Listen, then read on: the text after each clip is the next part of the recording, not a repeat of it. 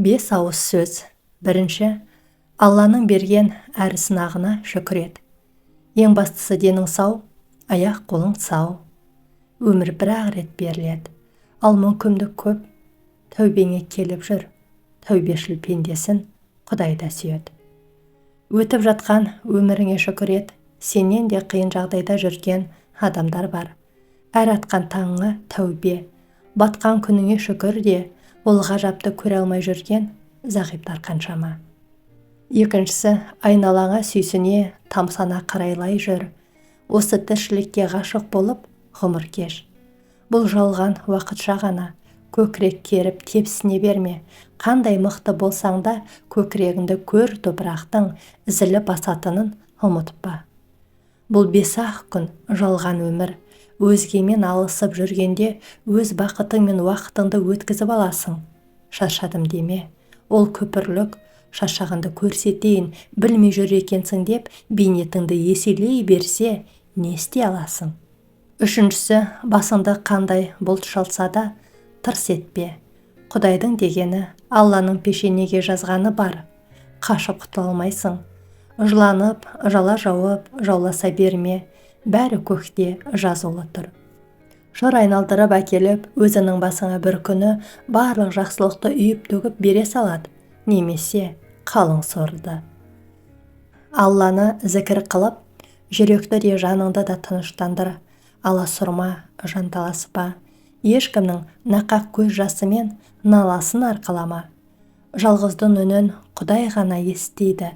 Мен жалғызбын деп қамықпа. Төртінші, жамандыққа жақсылықпен жауап бер. Кектеніп, өшпенділікпен өмір сүру өз туған перзенттеріңнің тамырын өз қолыңмен шапқанмен тең. Өз сәтсіздігің мен бақытсыздығыңды өзгеден көрме, өзіңнен ізде. Жасаған жақсылығың кей пенделерден жамандықпен қайтады. Оған сен дайын бол. Бесіншісі, үлкен жақсылықпен байлық келерде, Алла сені аямай сынаққа салады. Төзімің мен шүкіріңнің салмағын байқайды. Аспаннан 60 түрлі пәле жауса да, Құдайдан үмітіңді үзбе. Пенделер адасады, шатасады, ұрысады, қырылады, ақыр соңында өзгеге не қылды? Соны өздері арқалап қайтады.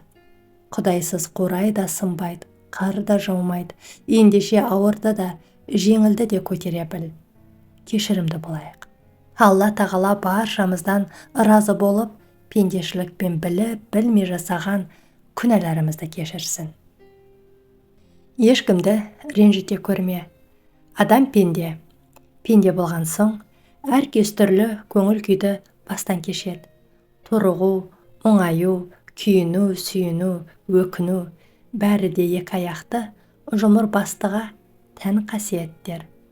Уақыт өте келе жек көрушілік басылады, реніш өтеді, ашулану жойылады, ал көңіл қалу адамдарды бір-бірінен мәңгілікке ажыратады. Кісі көңілін қалдырмауға қатты көңіл бөлген дұрыс болады. Өмірде ең жаманы көңіл қалу екен. Ал көңілі қатты қалса, енді сені желкемнің шұқыры көрсін деп, бір жолата теріс айналуы да мүмкін. Қанша дегенмен бір атым Насыбайдың өзін көңілге алып қалатын қазақ емеспіз бе? Ренжітсе де, өкпелетсе де кешірерсің, ал бірақ көңіліңді қалдырса, оны орнына келтіру үшін біраз уақыт қажет. Сондықтан мүмкіндігінше өзіңізді алыста ұстап, немесе қарым-қатынасты мүмкіндігінше азайту дұрыс шешім болар. Себебі өшпенділік, ашу мен реніш адамды іштен құса етеді. Сондықтан ұнамайтын, жағымсыз адамдардан аулақ болғаныңыз дұрыс шығар. Көңіл қалу сенімнен айырылған кезде орын алады. Ол тек сенім бар жерде жақсы қарым-қатынас мүмкін болады. Ең ауыр сезім көңіл қалу, реніш, қызғаныш тіпті жек көруде емес. Олардан кейін жаныңда бірдеңе қалады ғой, ал көңілің қалса, іште қызығушылық болмай, бос кеңістік тұншықтыра бастайды. Мұның бәрі бекер болуы мүмкін. Сіз енжарсыз. Сіз үміттенбеуіңіз керек еді. Немқұрайлық бәрін түзетеді. Немқұрайлықта көңіл қалу болмайды. Қорыта келе, рахатқа бола 5 күнгі, ренжіте көрме ешкімді деген халық даналығы бар. Бір қарапайым шындықты түсіну жеткілікті. Ренжігендер ренжітуге, ал бақытты жандар жанындағы адамдарды бақытты етуге тырысады. Ол адамның не үшін олай істегеніне көңіл аудармауға тырысыңыз. Уақыт өте бәрі ұмытылып қалады. Ал ұмытылмайтын нәрсе мәңгі жадыңызда қалады. Адамдар арасындағы реніш те тұрмыста жиі кездесетін жайттардың бірі. Оған ұсақ түйек себеп көп, алайда ешкімді ренжітпеу, көңілге қарағыштық ілу де бір кездесетін жақсы мінезге жатады. Қиындыққа тап болған біреуді көргенімізде Құдайдың сынағы ғой дейміз. Міне сондай жанға жәрдем беру мен бермеу біздің де сынағымыз.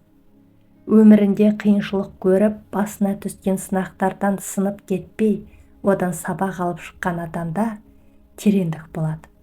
Оның тереңдігіне бойлай алсаң, оны түсіне алсаң, оның жанына үңілсең, онымен жолдас бола алсаң, ол да бір ғанибет. Ондай адаммен әңгіме дүкен құру да өзінше бір эстетикалық ләззат сыйлайды. Ол адамның өзінің талғамы, өзінің биігі болады. Оған кез келген адам бойлай алмайды. Әкенің ақылы: құлыным, құлақ сал, көз таста, қызым, ақыл басыңда болса, бақыт жаныңда болады. Ақыл адамды азаптан да, мазақтан да құтқарады. Өмірде басыңа бақ қонсын десең, ақылды бол. Әр перзент әкесінің атына ұят келтірмейтіндей, анасының көзіне жас келтірмейтіндей өмір сүрсін. Жүрек тазалығы.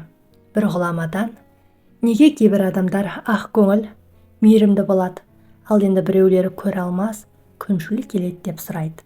Өмірде адамның 2 түрін байқадым. Оның бір тобы шыбындарға ұқсайды. Шыбынның іздегені нәжіс. Шыбынды гүлзар баққа жіберсең де, ол соның ішінен нәжіс тауып, соған қонады. Сасық иістен ләззат алады. Оның мұрны жұпар иіс сезбейді. Адамның екінші тобы бал арасы сияқты. Бал арасы кез келген жерден гүл іздейді. Мысалы, мал қораның шетіне бір тал гүл қойып, араны жіберсең, ол міндетті түрде гүлді табады. Ақ жүрек адамдар бал арасы секілді жақсылыққа құмар болады. Олар кез келген ортада Алланың хикметін көреді. Мал құмар, көңілі соқыр надандар шыбынға ұқсап, өсек аяңға үйір болып, кісілердің ұсақ түйек кемшіліктерін жиып деріп жүреді. Олар жақсы әңгімеден ләззат алмайды деп жауап береді ғұлама. Адам бұл өмірде жолаушы, қош бол деп айта алмай кетуің де мүмкін.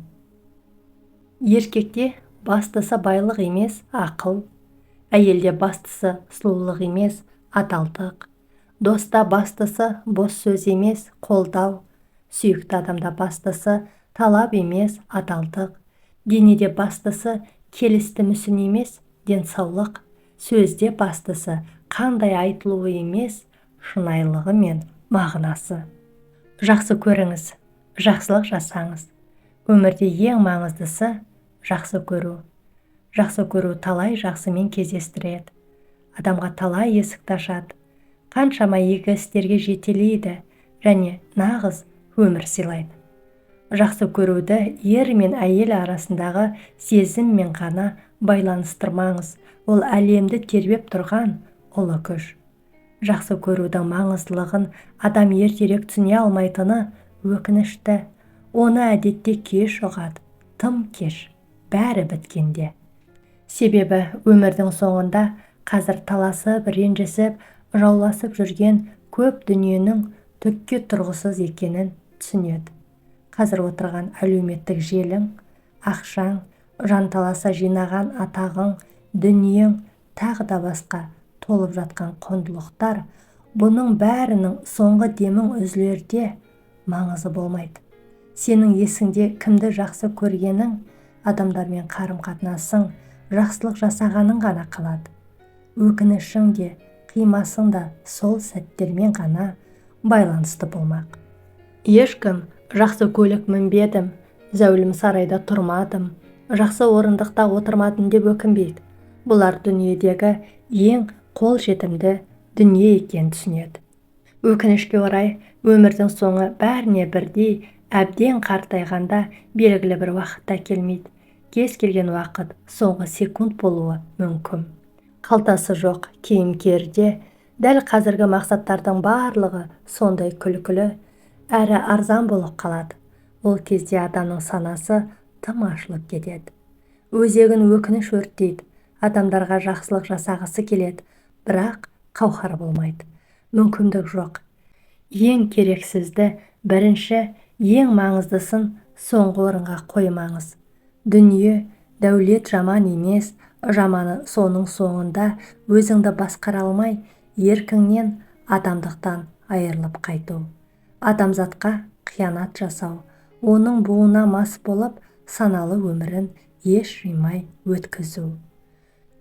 100 керектің ішінен жүректің қалауын тыңдаңыз. Барлық адамның қолынан келетін тегін жақсылықтар да бар ғой.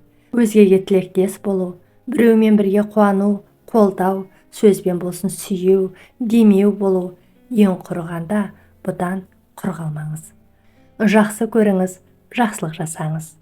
Өткен өмірдің берер сабағы, үлкен өнегесі көп ақ. Бірақ оған қорытынды жасап ойланбаймыз. Әр сөздің астарында бір сыр бар. Біреуден күшің артса, күштімін деп мақтанба, көмек бер. Біреуден ақылың артса, данамын деп даурықпа, кеңес бер. Біреуден дүниең артса, баймын деп бөспе, жәрдем жаса. Біреуден білімің артса, білемін деп тәкаппарланба, тәлім бер. Біреудің жүрегін жаралаудан қорқып, сөздерін таңдайтын адам қандай әдемі. Қажетті нәрсені істей бастаңыз. Содан кейін мүмкін нәрсені бастаңыз. Және сіз кенеттен мүмкін емес нәрсені істейтін боласыз. Алға жетудің жолы ұзақ болса, кері кетудің жолы бір-ақ күндік. Бірде кедей адам дана адаммен кездесіп, одан мен неге кедеймін деп сұрайды. Дана адам, өйткені сіз жомарттық танытпайсыз деп жауап берді. Кедейлер бірден жомарттық таныту үшін өте бай болу керек деп ойлайды. Кедей айтады: ата, мен қалай жомарттық жасаймын, менің берер ештеңем жоқ. Бұған дана адам былай дейді: сізде жомарттық таныта алатын 5 тәсіл бар, бірақ сен оны жасамайсың. Кедей адамның көзі таң қалғандықтан үлкейіп кетті. Ол: айтыңызшы, ол қандай 5 тәсіл? Дана адам түсіндірді: сіз өз жүзіңізбен басқаларға күлкі сыйлай аласыз, бірақ олай етпейсіз. Өз көзіңізбен басқаларға сүйіспеншілікпен, қамқорлықпен қарауға болады, бірақ сіз олай етпейсіз. Сіз өз аузыңызбен басқаларға жақсы сөз айта аласыз, бірақ сіз олай жасамайсыз. Жүрегіңмен сіз басқаларға бақыт тілей аласыз, бірақ олай етпейсіз. Кедейлік бұл ақыл-ойдың жағдайы. Бұл дүниеде біз алғанымыз емес, бергеніміз бізді бай етеді деп жауап берген екен. Құрметті көрермен, ана тіліміздегі арнаны қолдай отырыңыздар. Қарағандарыңыз үшін көп рахмет. Аман сау болыңыздар.